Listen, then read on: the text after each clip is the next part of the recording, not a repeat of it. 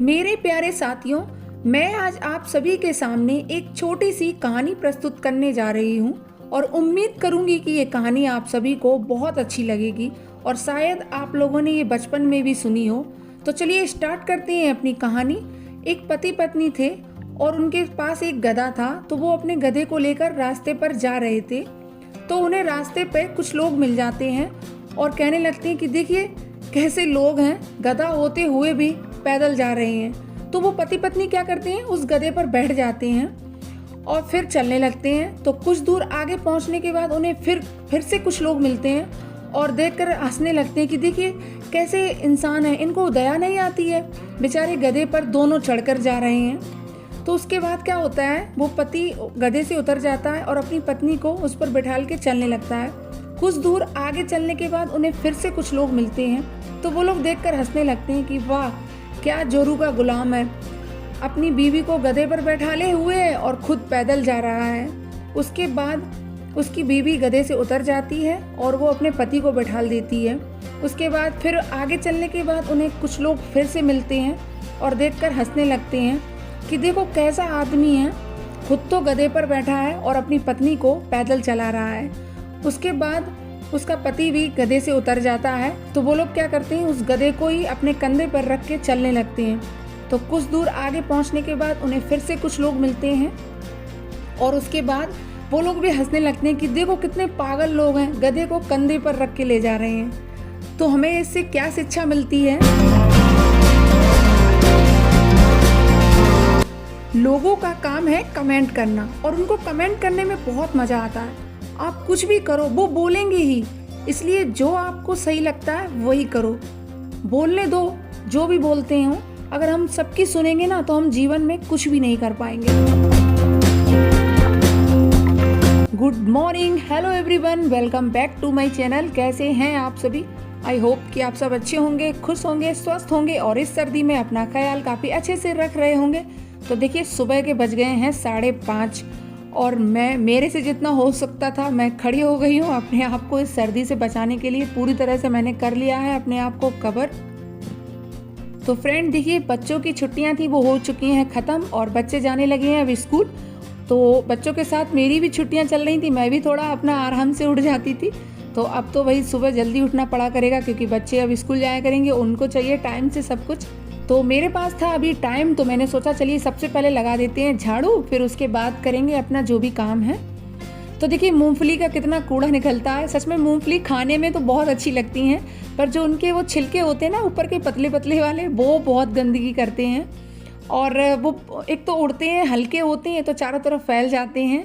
सबसे ज़्यादा कूड़ा ना उसी का ही होता है।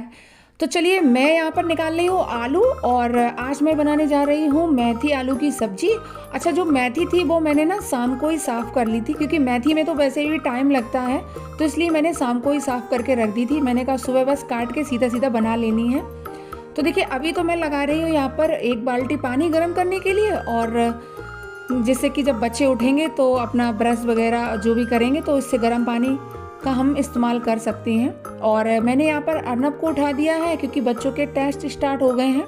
तो प्रतिष्ठा तो सो ही रही है, वो तो उठती नहीं है, तो बस मैंने बोला अर्नब बेटा आप उठ जाओ और थोड़ा बहुत जो अपना रिवीजन है वो कर लो। तो बस यहाँ पर मैंने उसको बुक्स वगैरह दे दी है पढ़ने के लिए और मैं बस आ गई हूँ किचन में और फटाफट से काट लेती हूँ अपनी सब्जी।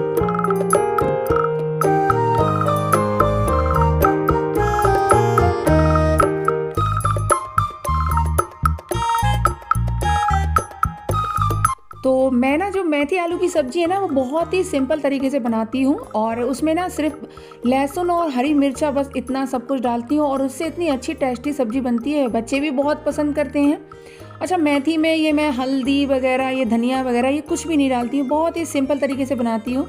तो देखिए मैंने कढ़ाई रख दी है गैस पर और उसमें डाल दिया है सरसों का ऑयल और हींग जीरा, और सबसे पहले मैंने उसमें डाला था लहसुन और बस हरी मिर्चा डाल के, और इसके बाद इसको मिक्स करके अच्छे से इसमें डाल देंगे नमक और बस क्योंकि हरी मिर्ची थोड़ी कम सी लग रही थी तो मैंने थोड़ी सी ऊपर से लाल मिर्ची भी डाल दी और उसके बाद सब्जी ढक के रख दी है पकने के लिए। तो देखिए प्रतिष्ठा उठ गई है, उसने ब्रश कर लिया है। सब बच्चों की आदत है सबसे पहले सुबह सुबह उठ के ड्राई फ्रूट्स खाना।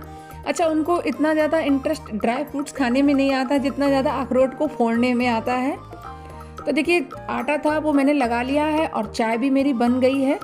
और बच्चों को खाने हैं ये डबल रोटी, तो मैंने कहा चलिए सेक देते हैं, चाय के साथ खा लेंगे। तो मैं कर रही हूँ प्रतिष्ठा को तैयार, क्योंकि उसका स्कूल पहले है, उसका ये केवी वालों का है 8:40 का स्कूल। तो केवी सेंट्रल वाले स्कूल हैं तो उनमें यही सिस्टम रहता है। अच्छा, जो अर्नब का स्कूल है तो वो 10 बजे का है। तो जब वो जाता है ना तब तक तो मेरा बहुत सारा काम हो जाता है। तो ये गुड़िया मेरी जल्दी जाती है स्कूल, तो बस इसको मैंने यहाँ पर क्या किया था, उसको अंदर भी एक जैकेट पहना दी थी, ऊपर से स्कूल की थोड़ी वो हुडी थी तो वो पतली थी, तो इस वजह से मैंने दो पहना दी हैं, क्योंकि सर्दी बहुत ज़्यादा है, सुबह सुबह बहुत ज़्यादा सर्दी पड़ती है। और भले ही धूप निकल रही है पर सर्दी अपने पूरी चरम सीमा पर है, सर्दी में कोई कसर नहीं है। और देखिए जो लंच है वो बनके रेडी हो गया है। तो बस यहाँ पर मैंने प्रतिष्ठा का लंच तैयार कर दिया है, सब्जी रख दी है, पर देखो खा के आए तो बहुत बड़ी बात है, वरना वो सब्जी खाती नहीं है। हेलो दोस्तों, welcome back to my channel. कैसे हैं आप सभी? तो सुबह सुबह इतनी अच्छी धूप निकली है और प्रतिष्ठा है वो तो स्कूल जा चुकी है, और अर्नब देखिए मेरे साथ छत पे आया हुआ है। देखिए हाय करिए बेटू। हाय। तो ये कर रहा है अपनी बहन का वेट, अभी इसकी बहन आई नहीं है, तो मैंने कहा चलिए जब तक धूप ले आते हैं छत पर। और सुबह सुबह की इतनी अच्छी धूप निकली है, खिली खिली, इतना अच्छा लग रहा है, ऊपर आके बता नहीं सकते सच में। और उसके बाद थोड़ी देर धूप लेने के बाद फिर और लगेंगे अपने जितने भी काम हैं घर के। तो बस इसकी बहन आने ही वाली है। और पता है अर्नब भी बोल रहा था कि आप मम्मा फीस जमा करने नहीं गए हो, तो मैंने कहा चलिए आज टाइम निकाल के पक्का जमा करके आऊँगी। और सच में सर्दी इतनी ज़्यादा पड़ रही थी, ठंड में कहीं हिम्मत भी नहीं पड़ती थी, और स्कूल की छुट्टियाँ भी थी, तो इस वजह से और भी नहीं गई। मैंने कहा आज पक्का करके आऊँगी जमा। बाय बाय बेटू।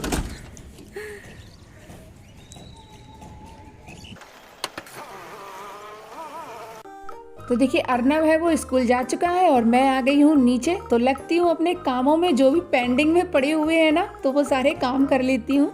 तो सबसे पहले मैंने गर्म पानी ले लिया है और इससे कर रही हूँ मैं गैस को साफ़। अच्छा, गर्म पानी से ना बहुत अच्छे से गैस साफ़ हो जाती है। तो गैस पर ना मैंने साबुन भी लगा दिया था, उसके बाद फिर गर्म पानी से कपड़े से अच्छे से साफ़ कर दिया था। तो गैस मेरी एकदम से अच्छे से क्लीन हो गई है। और स्लैब वगैरह भी यहाँ पर मैं साफ़ कर दूँगी। तो देखिए जो गैस और स्लैब है वो अच्छे से साफ़ हो चुकी है। और अब मैं करूँगी बर्तन वगैरह साफ़। तो टंकी में ना ताज़ा पानी भरा था ना, तो उससे बड़ा अच्छा लग रहा था, गुनगुना गुनगुना पानी आ रहा था, बर्तन साफ़ करने में अच्छा लग रहा था।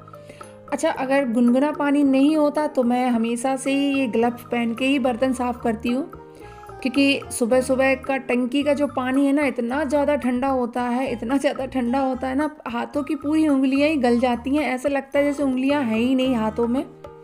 और पता है अब जो सर्दियां पड़ेंगी ना, तो वो अब ऐसी सर्दियां पड़ेंगी, वो गलन वाली सर्दी।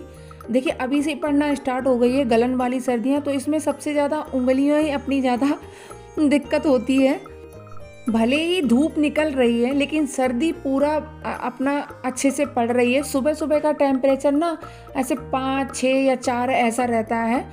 तो देखिए और सर्दी पड़ना भी बहुत ज़रूरी है, क्योंकि गेहूं वगैरह की फसल के लिए तो बहुत ज़्यादा ज़रूरी होता है। अच्छा, बोलते हैं कि जितनी ज़्यादा सर्दी पड़ती है उतना ही अच्छा गेहूं में बीज पड़ता है। तो देखिए सर्दियां गेहूं के लिए तो बहुत अच्छी हैं। तो देखिए जो मेरा क्या कहते हैं झाड़ू था वो तो मैंने सुबह ही लगा दिया था, तो बाकी का बचा था पोछा, तो बस मैंने पोछा लगा दिया है। और बाहर जो सीढ़ियाँ हैं तो बस उनकी मैंने यहाँ पर धुलाई कर दी है, और जो पानी है बस उसको मैं कर दूंगी यहाँ पर साफ। और अब आई है बारी सबसे इम्पोर्टेंट काम, क्योंकि आटा है वो ख़त्म हो चुका है और मुझे आज करने हैं गेहूँ साफ़। तो देखिए मैं बहुत ही डर के इसको हटा रही थी, क्योंकि क्या था गर्मियों में ना छिपकली इसके आसपास बैठ जाती थी। तो बस यहाँ पर मैं गेहूँ निकाल लेती हूँ। अच्छा, अब की बार ना गेहूँ में मेरे बिल्कुल भी कीड़े नहीं पड़े, क्योंकि ना मैंने ना इस बार क्या किया था, पूरे ड्रम में पूरा नीचे और ऊपर उसमें सब में मैंने क्या किया था, ये नीम के जो पत्ते होते हैं ना, तो बस वो मैंने बहुत सारे डाल दिए थे। तो वैसे क्या होता था, हर साल मेरे गेहूँ में इन दिनों आते आते कीड़े पड़ जाते थे। और इस बार सच में एक भी कीड़ा नहीं है और गेहूँ मेरे एकदम जैसे जैसे मैंने रखे थे सेम वैसे ही हैं। तो मैं यहाँ पर अभी कर रही हूँ गेहूँ की धुलाई और छत पर अच्छी खासी धूप निकली हुई है, तो मैंने सोचा चलिए डाल देते हैं धुल के, क्योंकि छानने में लगता है बहुत टाइम। और धुले हुए गेहूँ में क्या फ़ायदा है, उसमें क्या है मिट्टी वगैरह और जो उसकी गांठ वगैरह होती है ना, तो वो बहुत अच्छे से निकल जाती है। और बस उसके बाद फिर सूखने के बाद बस हल्का सा छान लो, बस गेहूँ हो जाते हैं बहुत अच्छे से साफ़ और इसमें ज़्यादा मेहनत भी नहीं लगती है। अच्छा एक बात और बता दूँ, ये गेहूँ वगैरह ना ये सब मेरे गांव से ही आ जाता है, मतलब मेरी ससुराल से। तो पूरा मतलब एक जब गेहूँ कतरे जाते हैं तभी मतलब आ जाता है और पूरा अपने एक साल भर का स्टॉक हो जाता है। तो देखिए मैंने जो गेहूँ हैं वो धुल के डाल दिए हैं और बस यहाँ पर मैं फैला दूँगी इसको। और आज ना बड़े अच्छे से इनकी रखवाली भी करनी पड़ेगी, क्योंकि कबूतर वगैरह बहुत ज़्यादा आ जाते हैं और मुझे जाना भी है, क्योंकि बेटू की मुझे फ़ीस जमा करनी है, मैंने उसको आज प्रॉमिस किया हुआ है। तो देखते हैं, बस जितनी देर जाऊंगी उतनी देर कबूतर आ सकते हैं, पर मैं कुछ ना कुछ करके ही जाऊंगी। पन्नी वगैरह ऐसा तार आर पे ऐसा लटका के जाऊंगी जिससे कि हवा से वो हिलती रहेगी ना, तो कबूतर वगैरह आएंगे नहीं और कुछ ना कुछ कर ही दूंगी मैं ऐसा। तो देखिए गेहूँ वगैरह थे वो सब कुछ धुल चुके हैं और बस यहाँ से मैं पूरा सब साफ़ कर देती हूँ। अच्छा मुझे ना ये बाहर के आटे की रोटी बिल्कुल भी अच्छी नहीं लगती है और जो घर का गेहूँ है ना उसकी रोटी बनी हुई बहुत अच्छी लगती है। कभी कभार जैसे कि आटा ख़त्म हो जाता है तो मैं बाहर से मंगा लेती हूँ, तो उसकी रोटियाँ बिल्कुल भी अच्छी नहीं लगती हैं।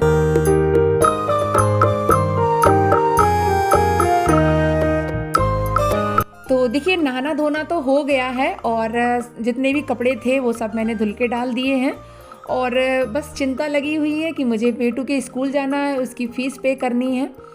तो देखिए जब अकेले होते हैं ना तो सारे ही काम करने पड़ते हैं, घर का भी करना पड़ता है, बाहर का भी देखना पड़ता है। हस्बैंड जब बाहर रहते हैं उनकी ड्यूटी रहती है तो वही घर का सारा काम लेडीज़ को ही करना पड़ता है। तो देखिए घर का भी देखना पड़ता है, बाहर का भी देखना पड़ता है। कभी कभार ऐसी परिस्थितियां आ जाती हैं कि ना चाहकर भी हमें उन चीज़ों को करना पड़ता है। तो कहते नहीं है यही ज़िंदगी है, यही जीना है। तो हमें ना कितनी भी कैसी भी कठिन परिस्थितियां आ जाएं, कुछ भी आ जाए, हमें कभी भी किसी चीज़ से हार नहीं माननी चाहिए। हमें अपने आप को इतना ज़्यादा सेल्फ बनाना चाहिए कि हम हर काम में परफेक्ट हों। हमें किसी भी काम से पीछे नहीं हटना चाहिए, ना ही कभी आलस करना चाहिए। हमें इस तरीके से अपने आप को ढालना चाहिए। तो चलिए फ्रेंड वीडियो को करेंगे यहीं पर एंड। वीडियो कैसा लगा प्लीज़ कमेंट में बताएं और वीडियो अच्छा लगा हो तो प्लीज़ लाइक करें, शेयर करें। तो मिलती हूँ नेक्स्ट वीडियो ब्लॉग में कुछ नई बातों के साथ। अगर आप नए हैं तो प्लीज़ चैनल को करें subscribe. Love you all, take care, bye bye, thank you for watching.